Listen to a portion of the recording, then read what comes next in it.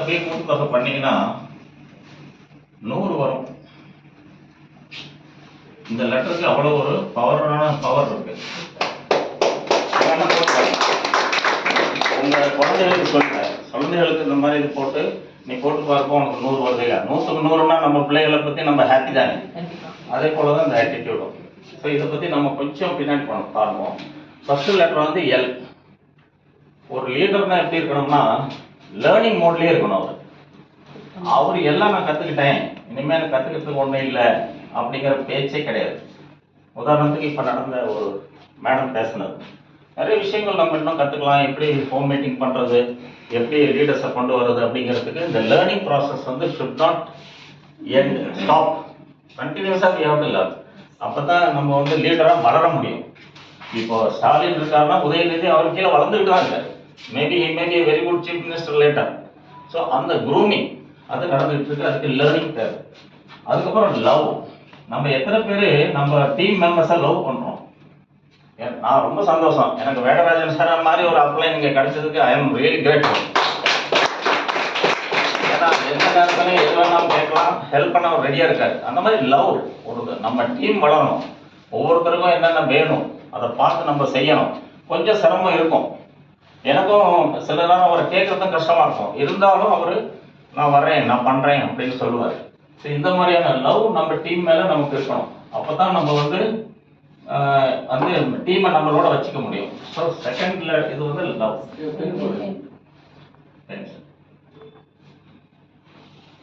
அதனால சொல்லுவாங்க பொதுவா, I love what I do and I do what. நம்ம இந்த பிசினஸை லவ் பண்ணணும்.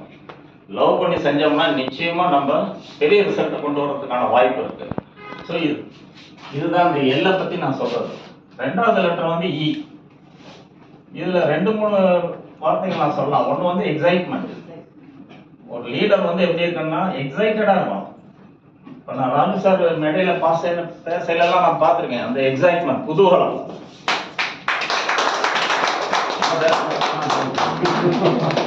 அது மாதிரி ஒரு குதூகலம் இருக்கு.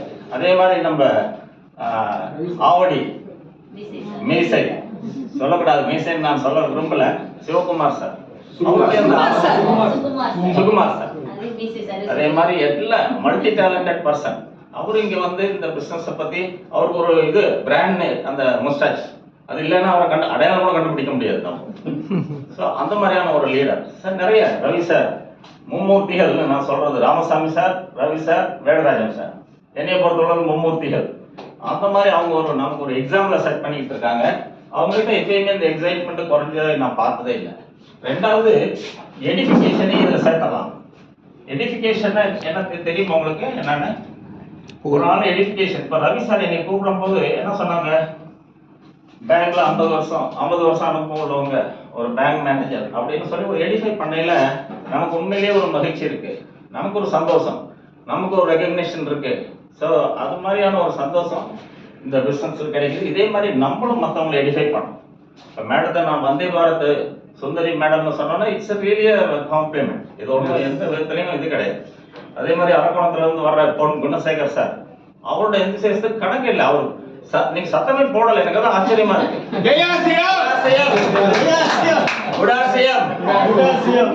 நான் வந்ததுல இருந்தே கேட்கல.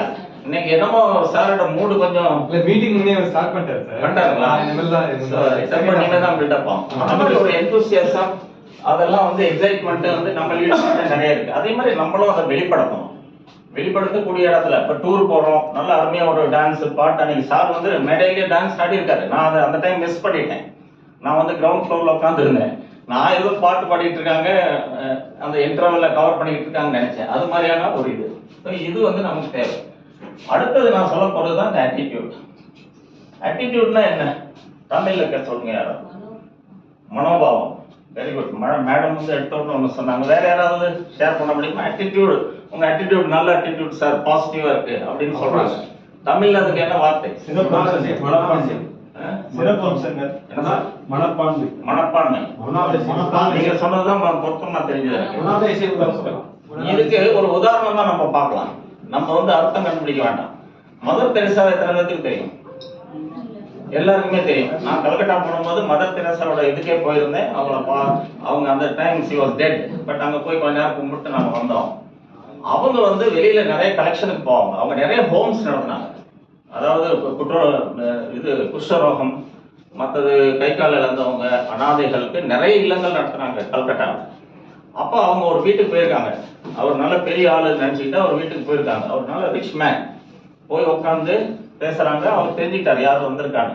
ஆனா அவருக்கு ஒரு வெறுப்பு, இந்த அம்மா மேலேயோ இல்லை அந்த அம்மா சார்ந்திருக்க மதத்து மேலேயோ இல்லை ஏதோ ஒரு வெறுப்பு. அப்போ இந்த அம்மா கேட்குறாங்க, எனக்கு எங்கள் குழந்தைகளுக்கு ஏதாவது பண்ணுங்க அப்படின்னு. கையை நீட்டிருக்காங்க. கையை வாங்கி அவர் அதில் எச்சிய காரியம் இருக்கார். அதாவது ஒன்றும் கொடுக்கலன்னா கூட பரவாயில்ல, அவமானப்படுத்துற மாதிரி விழுந்துட்டார். உடனே அந்த மேடம் என்ன பண்ணாங்க, இந்த கையை வச்சுட்டு இந்த கையில நீட்டுறாங்க, ஏதாவது எந்த குழந்தைகளுக்கு கொடுங்க. அப்போ அதுதான் அந்த ஆட்டிடியூட். இப்போ இதே இது வேற யாருக்காவது உங்களுக்கும் எனக்கும் நடந்திருந்தா என்ன இருக்கும்?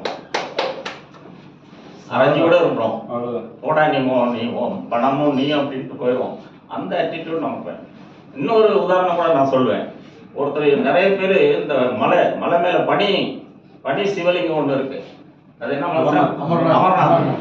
அங்க நிறைய பேர் போறாங்க. அது போவையில் அந்த டெரைனே பார்த்தீங்கன்னா மேல அப்ஸ் அண்ட் டவுன்ஸ் நிறைய இருக்கும்.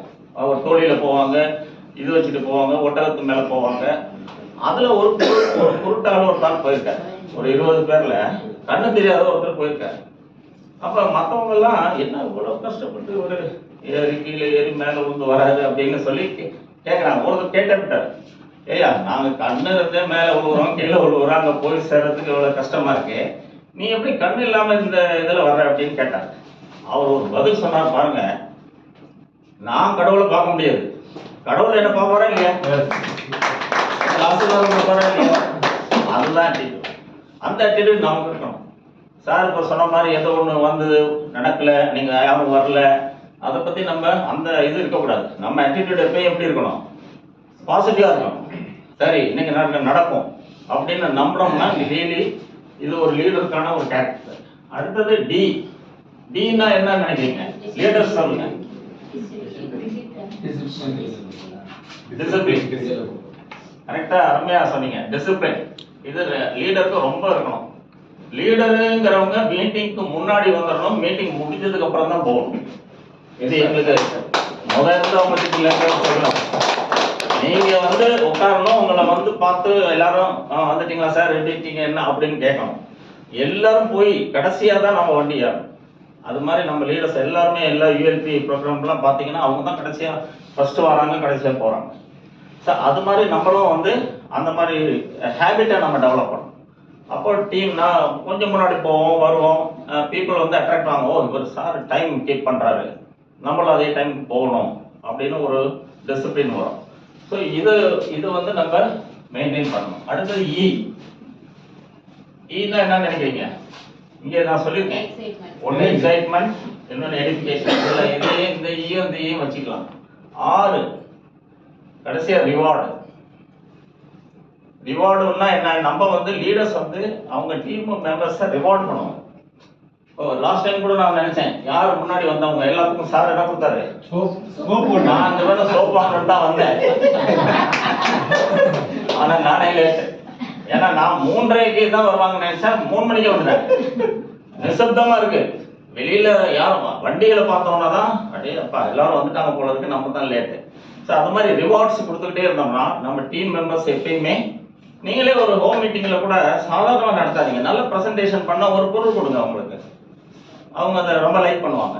ஒரு ஸ்டாலில் போடுங்க, ஏதாவது ஒரு நீங்கள் பண்ணலாம். எல்லாரும் சண்டேலாம் நாங்கள் இன்னொரு ஆப்பர்ச்சுனிட்டியில் மகாபலிபுரம் போயிருக்கோம். அங்கே நிறைய அந்த சவுக்கு தோப்புல எல்லாம் நாங்கள் போய் ஒரு ஃபுல் டே எல்லாம் லஞ்சு கிஞ்சி எல்லாம் எடுத்துகிட்டு போய் பண்ணியிருக்கோம். அதே மாதிரி ஒரு டீமில் ஒரு 4-5 லீடர்ஸ் இருந்ததுன்னா நிச்சயமாக இந்த மாதிரியான ஒரு பிரேக் நீங்கள் கொடுத்தீங்கன்னா லைக் பண்ண உங்களோட இருப்பாங்க அவங்க எப்பயும். இதெல்லாம் ஒரு நம்ம பண்ணிகிட்டே இருக்கணும் ஃபேமிலியில்.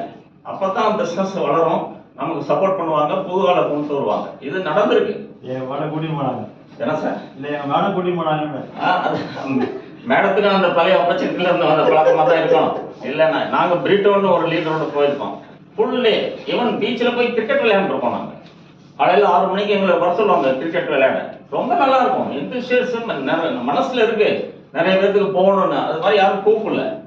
ஸோ இந்த மாதிரியான சில ஆக்டிவிட்டிஸ் நம்ம பண்ணையில உண்மையிலேயே அந்த லீடர் வந்து தனிப்பட்ட லீடராக கருதப்படுவார். அதில் எந்த சந்தேகம் இருந்தால் நீங்க சொல்லுங்க.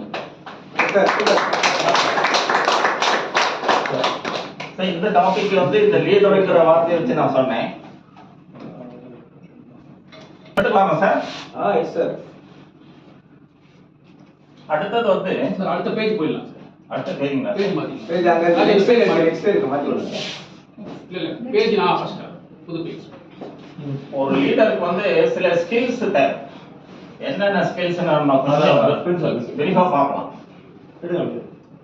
ஸ்கில்ஸ்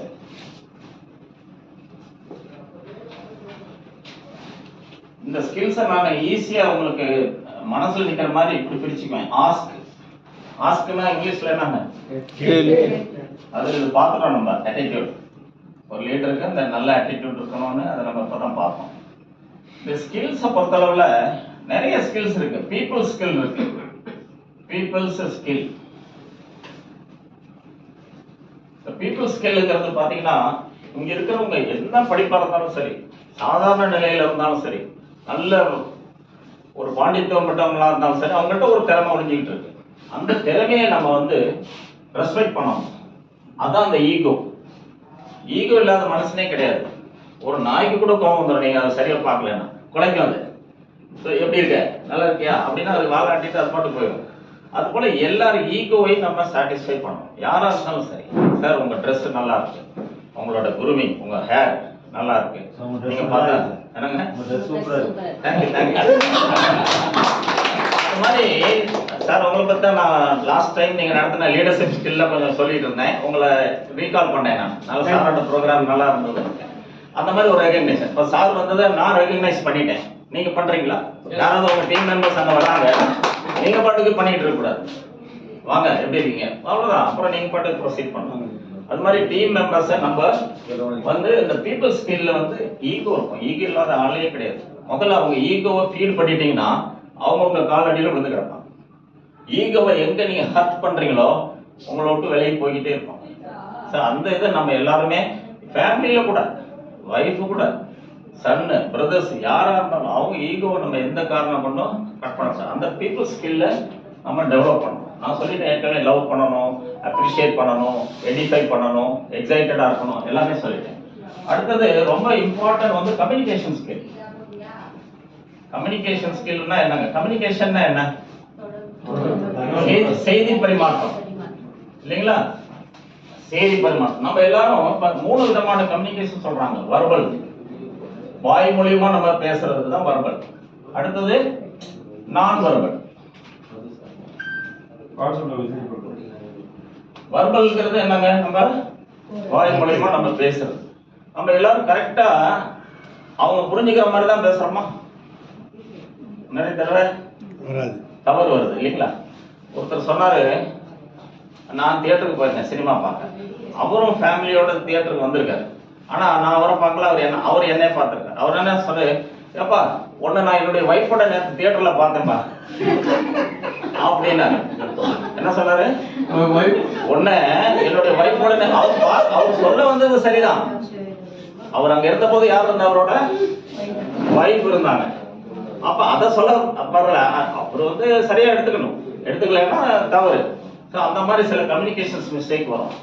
நீங்க எல்லாம் கேட்டிருப்பீங்க, நம்ம விவேகானந்தர் நியூயார்க்கு போயிருந்தாரு. அப்ப அவர் ஒரு மீட்டிங்ல பேசுறதுக்கு ரெடியா இருந்தாரு. அப்ப என்ன ஆயிடுச்சு, ஒரு ஆள் வந்து மீட்டிங்க இப்படி எழுதிட்டு போயிட்டாரு. சுவாமிஜி வந்து எப்பயும் காட நம்புறவரு, காட் இருக்கிறாங்கிற ஒரு இது இருக்கு. அவன் வந்து அவரை கிண்டல் பண்ணிட்டு என்ன பண்ணிட்டான், God is nowhere அப்படின்னு சொல்லி எழுதிட்டான். இப்ப இது யாருக்கு உண்மையிலேயே மனசு கஷ்டமா இருக்கும்? சுவாமி விவேகானந்தருக்கு ரொம்ப கஷ்டம். அவர் சொன்னாரு, அப்படி வந்தாரு, வந்துட்டு இங்க ஒரு W போட்டார். போட்டு இந்த W எங்க பண்ணாலும் சேர்த்துட்டாரு.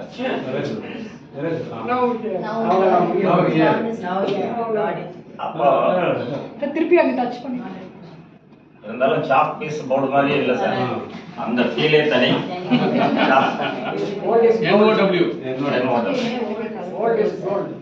அது மாதிரி நீங்க சொல்றத உங்க டவுன்லைன் சரியா புரிஞ்சுக்கிறாங்க. அதை நம்ம கவனமாக வைக்கணும். நம்ம ஒரு சொல்லுவோம், அவங்க வேற மாதிரி புரிஞ்சுக்கிறதுக்கு வாய்ப்புகள் அதிகமாக இருக்கு. அதனால தான் ஃபீட்பேக்னு ஒரு சிஸ்டமே உண்டாயிருக்கு. ஃபீட்பேக்னா என்ன? நான் சொல்றதை திருப்பி சொல்லுங்க.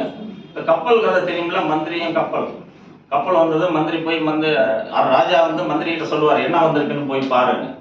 அவர் சொன்னார், ஒரு கப்பல் வந்திருக்கு, அமெரிக்காவில் வந்திருக்கு, ஏதோ மூட்டை மூட்டையாக நிறைய இருக்கு அப்படின்னு வந்து சொல்லிடுவார். மூட்டை மூட்டையான்னு சொல்றேன், என்னென்ன சரக்குன்னு கேளு, அப்புறம் திருப்பி போவான். அப்புறம் எப்போ போகுது? இந்த மாதிரி ஒரு கம்யூனிகேஷன்ஸ்ல வந்து பார்த்தீங்கன்னா நிறைய. ஸோ நம்ம போனோம்னா ஒரு பற்றி அசஸ் பண்ணையில ஃபுல்லாக ஓரளவு அதை பற்றி தெரிஞ்சுக்கிட்டு நம்ம வந்து ரிப்போர்ட் பண்ணணும். ஸோ அந்த மாதிரியான ஒரு ஸ்கில் கம்யூனிகேஷன் இருக்கு. ரொம்ப ரொம்ப டேஞ்சரஸான ஸ்கில் நான் வர்பல் ஸ்கில் இதுதான், பாடி லாங்குவேஜ்.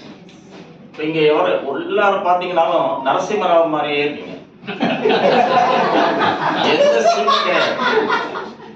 பாபரி மஸ்ஜித் உடைஞ்ச போது அவர் பாட்டுக்கு தான் இருந்தார், நான் உடைக்க முடிச்சிட்டோம், அப்புறம் பேசணும்னு பேசணும், சிரிக்கணும், புண்ணாய். ஒரு தடவை நானும் வைஃபும் வெளியில போனோம் ஒரு கல்யாணத்துக்கு, அது 25 வருஷத்துக்கு முன்னாடி. அவங்க எல்லா நகையும் போட்டு வந்துட்டாங்க. வந்துட்டு ஏன்டா நான் எப்படி இருக்கேன்னா, சூப்பரா இருக்கேன், ஒரே ஒரு நகை மிஸ் ஆகுது அப்படின்னு. அது என்ன நகை? நீங்க யாரோட ஃப்ரெண்ட் ஆகணும்னாலும் ஒரு புன்னகை ஊத்திங்கன்னா போறோம், எல்லாரும் உங்க பக்கத்துல வந்துடும். நீங்க தேடினே போங்க, இல்ல ட்ரெயின்ல போங்க, ஜஸ்ட் ஒரு புன்முறுவல், அவர் உங்கள்ட்ட பேச ஆரம்பிச்சிருவாரு. சரி, இந்த இது ரொம்ப கஷ்டமா. ஸோ அவங்க என்ன சொல்றாங்க, நம்ம எப்படி ஒரு படம் போடுவோம் இல்லையா,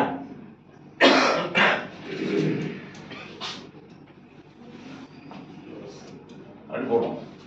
இது என்ன மாதிரி படம்? அழுகிற படம். இது ஸ்மைல் படம். அதனால என்ன சொல்றாங்க, a straight line can make everything right அப்படிம்பாங்க. அதாவது நம்ம புன்னகை பண்ணோம்னாலே எந்த தவறு இருந்தாலும் மன்னிக்கப்படும். உங்கள்கிட்ட இருந்து ஒரு அருமையான ஒரு ஃப்ரெண்ட்ஷிப் அவங்களோட டெவலப் ஆகும். தெரியாதவங்களையும் நீங்க தெரிஞ்சுக்கலாம். சார், நம்ம லீடர்ஸ்க்கு இதெல்லாம் ரொம்ப இம்பார்ட்டன்ட்ங்களா? நிச்சயம் ரொம்ப இம்பார்ட்டன்ட். இன்னொன்னு நான் சொல்ல விரும்புறேன், எத்தனை பேர் இங்க கல்யாணம் ஆன புதுசுல போட்டோ எடுத்திருப்பீங்க இல்லையா? ஹஸ்பண்ட் அண்ட் ஒய்ஃப் போட்டு மாட்டிருப்பீங்களா? உங்க வீட்டுல எல்லாம் இருக்கா மேடம்?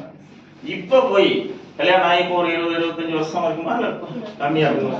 இப்ப போய் நீங்க 2 பேரும் போட்டோ எடுத்து பாத்தீங்களா? யாராவது அந்த அனுபவம் இருக்கா இங்க? என்ன டிஃபரன்ஸ் இருக்கு? அதாவது டிஃபரன்ஸ் கவனிச்சீங்களா? அதுல நான் கல்யாணம் ஆன புதுசுல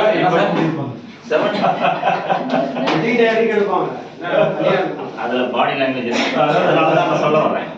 கல்யாணம் ஆன புதுசுல ஹஸ்பண்ட் அண்ட் ஒய்ஃப் டிஃபரெண்டா இருக்கும், இவங்க ஃபேஸ் டிஃபரெண்டா இருக்கும். அன்லெஸ் அவங்க கசின்ஸா இருந்தாலும் ஒழிய. நீங்க அதுக்கப்புறம் இப்ப வேணாலும் நீங்க போய் இன்னொரு போட்டோ எடுங்க, 2 பேருக்கும் முகத்துல சேம் சிமிலாரிட்டி இருக்கும். அவங்களுக்கு இப்படி ஒரு வளைவு வந்தா அவருக்கும் ஒரு வளைவு. இது நீங்க சொன்ன நம்ப மாட்டீங்க, ஒரு நாய் அவங்களோட ஒரு 10 வருஷம் இருந்தது. ஹஸ்பண்ட் அண்ட் ஒய்ஃப் நாய் 3 பேரையும் வச்சு ஒரு போட்டோ எடுத்தாங்க. அந்த நாய்க்கு அதே மாதிரி ஃபேஸ், அதாவது அவங்களோட ரியாக்ட் பண்ணி அதுக்கும் அதே மாதிரி. ஒரு கோபம்னா என்ன பண்ணுவோம், முகம் சுழியும், சிரிப்புன்னா முகம் விரியும். அது எல்லாரும் பண்ணுவாங்க இல்லையா? ஹஸ்பண்ட் பண்ணையில ஒய்ஃபுக்கு அந்த தாக்கம் இருக்கும், ஒய்ஃபு பண்ணையில ஹஸ்பண்டுக்கு தாக்கம் இருக்கும். சரி, இந்த மாதிரியான ஒரு சூழ்நிலை வரையில எல்லா ஃபேஸும் வந்து அந்த பாடி லாங்குவேஜ் வந்து அவங்க இதையே மாற்றி. இன்னும் நிறைய இடங்கள்ல நீங்க பிசினஸ்க்காக போவீங்க, அவங்கள ஆள் சேர்க்கறதுக்கு.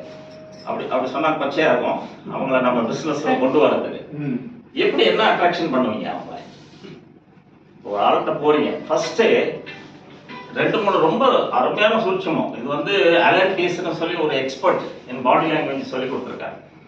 அவங்களுக்கு இடது பக்கம் இருந்து நீங்க பேசணுங்கிறார். ராஜு சார் இருக்காருன்னா அந்த பக்கம் இருந்து பேசக்கூடாது, அவருக்கு இடதுக்கும், அவர் இடது கை பக்கம் நான் உட்காந்து பேசணும். அப்படி பேசையில நான் அவரோட பிரெயின் வந்து 2ஆ பிரிச்சிடறாங்க. இடது பக்கம் பிரெயின் வந்து அனலிட்டிக்கல் பிரெயின், வலது பக்கம் பிரெயின் வந்து கிரியேட்டிவ் பிரெயின். நம்ம வலது பக்கம் வந்து பாட்டு பாடுறது, டான்ஸ் ஆடுறது, ஜாலியா இருக்கிறது. நிறைய பேர் பாத்ரூம்ல பாடுவாங்க, பார்த்துருக்கீங்களா? அது இந்த ரைட் பிரெயினோட வேலை. வெளியில பாட மாட்டாங்க, உள்ள சூப்பரா பாடுவாங்க. அந்த கிரியேட்டிவ் பிரெயின் அங்க ஒர்க் பண்ணும். ஏன்னா பாடி இப்படி டச் பண்ணும், லெஃப்ட் சைடெல்லாம் கண்ணையில பாட்டு தன்னால வரும். லெஃப்ட் சைடு தொட்டீங்கன்னா ரைட், நம்ம உடம்பே கத்திரிக்கோள் மாதிரி, உடம்பு கத்திரிக்கோள். இடது பக்கம் ஏதாவது அஃபெக்ட் ஆச்சுன்னா, வலது புறம் மூளை அஃபெக்ட் ஆச்சுன்னா இடது புறம் உங்களுக்கு பேரலிட்டிக் ஆகும். அதே மாதிரி இடது மூளை அஃபெக்ட் ஆச்சுன்னா வலது பக்கம். ஸோ இந்த கிரியேட்டிவ் பிரெயினை நம்ம டச் பண்ணணும். இப்போ சாரோட கிரியேட்டிவ் பிரெயின் நாங்கள் லெஃப்ட்ல இருந்தோன்னா எந்த சைடு ரைட்ல இருக்கு? அந்த சைடு. அப்போ நீங்க எங்க போனாலும் புதுசா நீங்க உங்க ஆபீஸ்ல இருக்கீங்க, பாஸ் கிட்ட போய் லீவ் கேக்குறீங்க, ரைட் ஹேண்ட் சைடு போய் கேட்கவே கேட்காதீங்க, தர மாட்டாரு. அவருக்கு லெஃப்ட் சைடு போய் கேளுங்க. உங்க வைஃப் கிட்ட ஒண்ணு வேணாம்னு சொல்லணும், அவங்க ரைட் சைடு போய் சொல்லாதீங்க. அவங்க எங்க இருக்காங்க, அவங்களுக்கு லெஃப்ட் சைடு போங்க. அதுக்கேற்ற டர்ன் பண்ணிப்பாங்க சார். ட்ரை பண்ணிடலாமா? இல்ல, நம்ம உள்ளதெல்லாம் கொஞ்சம் பெட்டர் ட்ரை பண்ணி பாருங்க. ரியலி ரைட் பண்ணிடுவோம். ரைட் சைடு போய் உங்க பாஸ் கிட்டயோ, லீடர் கிட்டயோ, வைஃப் கிட்டயோ, ஹஸ்பண்ட் கிட்டயோ எது கேட்க, நல்ல நெக்லஸ் வேணுமா, ஹஸ்பண்ட் கிட்ட லெஃப்ட் சைடு. அப்ப அவரோட கிரியேட்டிவ் பிரெயின், ரைட் பிரெயினை நீங்க அட்ராக்ட் பண்றீங்க. அப்போ காரியம். இப்ப நான் ஒரு ஜோக் சொன்னா என்ன சொல்றாங்க, இங்க இருந்து சொல்றாங்க இந்த காணொலில. இப்ப நான் எந்த பிரெயின் அட்டாக், உங்க அவ்வளவு பேர் உட்காந்துருக்கீங்க, எந்த சைடு பிரெயினை நான் அட்டாக் பண்ணுவேன்? ரைட். நான் ரொம்ப ஒரு சீரியஸா பிசினஸ் பத்தி சொல்லணும், இங்கிட்ட ஒண்ணும். ஏன்னா அப்ப நீங்க ஜோக் மைண்ட்ல இருக்க கூடாது, அனாலிட்டிக்கல் மைண்ட்ல வந்துடணும். இவர் சொல்றது சரியா, இப்படி செய்யலாமா அப்படி. இதெல்லாம் இந்த ஈவன் டிராமாவில கூட, ஷோ டிராமா மற்றவங்களை எல்லாம் நீங்க பாத்தீங்கன்னா இந்த மாதிரி இது அவங்க அடாப்ட் பண்றாங்க. எந்த பக்கம் இருந்து சொன்னா மக்கள் சிரிப்பாங்க, சந்தோஷப்படுவாங்க, எந்த பக்கம் இருந்து சொன்னா சீரியஸா எடுப்பாங்க, அப்படிங்கிறதுல ஒரு கணக்கு இருக்கு. ஸோ இந்த பாடி லாங்குவேஜ் ரொம்ப ரொம்ப இம்பார்ட்டன்ட். இதுல ஸ்மைல் வந்து ரொம்ப இம்பார்ட்டன்ட். யாரை பார்த்தாலும் நம்ம ஸ்மைல் பண்ணணும். மற்றது யாரை பார்த்தாலும் நம்ம அவங்களோட லெஃப்ட் சைட்ல இருந்து பேசணும். அப்புறம் ஒரு வீட்டுக்கு போறீங்க, ஹஸ்பண்ட் அண்ட் ஒய்ஃப் ரெண்டு பேரும் உட்காந்துருக்காங்க, நம்ம ஆர்சிஎம் பிசினஸ் பத்தி பேசணும். யாருக்கிட்ட பேசணும்? வைஃப் கிட்ட பேசினாலும் டேஞ்சர் சொல்றாங்க. அவன் ஹஸ்பண்ட் என்ன நினைப்பாரு? இல்ல நான் தனியா போறேன். நீங்களும் ஒரு வீட்டுக்கு போறீங்க, அங்க ஹஸ்பண்ட் அண்ட் ஒய்ஃப் இருக்காங்க. இதெல்லாம் நடந்தது, அதனால சொல்றேன். நான் யாருக்கிட்ட பேசுறதுங்கிறது ஒரு பெரிய கன்ஃபியூஷன். அவங்க ரெண்டு பேரும் வந்து உங்க முன்னாடி உட்காந்துக்கிறாங்க. அப்போ எப்பயுமே ரெண்டு பேரும் உட்காந்துருக்கையில ஒருத்தர் செய்யறதை அடுத்தவங்க செய்வாங்க. இவர் என்ன பண்ணுவாரு, திடீர்னு இப்படி உட்காருவாங்க. அந்த அம்மாவும் கொஞ்ச நேரம் கழிச்சு பாத்தீங்கன்னா இப்படிதான் உட்காருவாங்க. நீங்க கூட இப்ப ரெண்டு பேரும் நின்றுட்டு பேசிக்கிட்டு இருக்கீங்களே, அந்த ஆப்போசிட்ல அந்த சார் என்ன செய்யறாரோ அதே நீங்களும் செய்வீங்க. இதுதான் ஹியூமன் சைக்காலஜி. நீங்க எங்க வேணாலும், நீங்க ஏர்போர்ட்ல அப்சர்வ் பண்ணுங்க, ரெண்டு பேரும் நின்றுட்டு பேசுனாங்கன்னா அவர் என்ன செய்யறாரோ அதை இவர் செய்வாரு. இது குரங்கு செஸ்டைன்னு பேரு.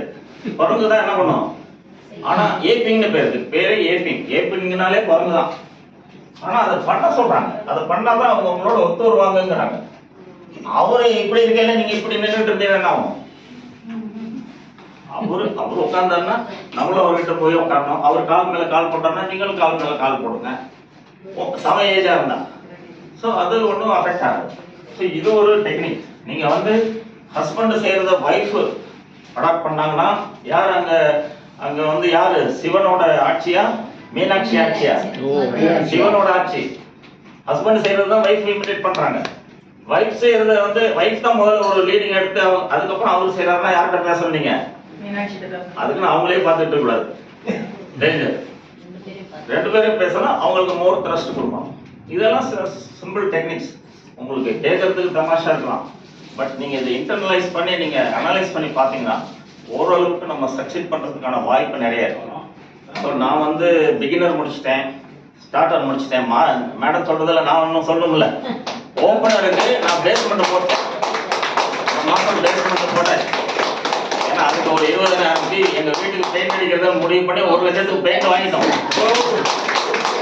Nobody can stop us from becoming an opener. நாளை காலையில ஒரு வீட்டை நாங்க டெமோ பண்ண போறோம். அவர் சொல்லிட்டாரு, என்கிட்ட வந்து ஏகப்பட்ட பேர் பெயிண்டர்ஸ் இருக்காங்க சார், நிறைய பிளாட்ஸ் இருக்கு, நான் உங்களுக்கு ஒரு சாம்பிள் பிளாட் தரேன், உங்க ஆளை அனுப்புங்க, உங்க பெயிண்டை யூஸ் பண்ணுங்க. எங்க ஆளுங்க யாரும் நம்ப மாட்டேங்கிறாங்க. ஆர்சிஎம்னா என்னன்னு கேட்கறாங்க, பெயிண்ட்னா அது என்ன, ஏசியன் பெயிண்ட் இருக்கு, இது இருக்கு, அது இருக்கு, இதை விட்டுட்டு நீ அங்க போறேன்னு கேட்கறாங்க. நம்ம என்ன சொல்றோம், best paint, most discounted price, ஏன் யூஸ் பண்ணக்கூடாது? அவர் சொல்றாரு எங்க வீட்டு அடிங்கிறாரு. அவர் வந்து அதை பார்க்கட்டவங்க, அதுக்கப்புறம் உங்களுக்கு ஆர்டர் குமிதா இல்லையான்னு பாருங்க. டெமோ பண்ணாதான் ஆர்டர்கள் வரும். சும்மா நம்ம வாயில பாபு சார் சொல்லியிருக்காரு, பட் இங்கே சார் நாளைக்கு ஒருத்தர் கூப்பிட்டுருக்காருங்களே, நான் அவரை சும்மா கண்டினியூஸா பர்சிஸ்டண்டா கேட்டுக்கிட்டே இருந்தேன். அப்ப அவர் என்ன சொன்னாரு, சார் எனக்கு 2 வீடு இருக்கு, நீங்க அடிச்சு பாருங்க, அது 1 பிளாட், எல்லாம் அங்க உள்ள எங்க சொந்தக்காரங்க அவ்வளவு பேரும் உங்க பெயிண்டை பார்த்துட்டு குவாலிட்டியை பார்த்துட்டு நல்லா இருக்குன்னு தெரிஞ்சா நம்ம வாயே பேசுறாங்க, ஆட்டோமேட்டிக்கா அவங்க போய் பெயிண்ட் எல்லா இடத்துக்கும் சென்னை ஃபுல்லா பரவிடும் அப்படிங்கிறாங்க. ஸோ இந்த ஒரு விதையை நாங்கள் போட போகிறோம் நாளைக்கு. அவர் இதை பற்றிலாம் சொல்ல. அஃப்கோர்ஸ் எஸ்டிமேட்டு நம்ம இது வச்சுக்கணும் இல்லையா, நம்ம போட்டு அதிக செலவு பண்ணவும் கூடாது. அது மாதிரியான சில டெக்னிக்ஸை நாங்கள் ஃபீல்டில் அடாப்ட் பண்ணுறோம். ஸோ இதை பற்றி கொஞ்சம் நான் உங்களோட ஷேர் பண்ண விரும்பினேன். அதை தான் நான் இன்னைக்கு ஷேர் பண்ணிக்கிட்டேன். நான் அடுத்து வர்றவங்க இன்னும் பேச வேண்டியவங்க இருக்காங்க. அதனால் இந்த சந்தர்ப்பத்தை எனக்கு வழங்கிய Ravi sir, Vedarajan sir, madam எல்லாருக்கும்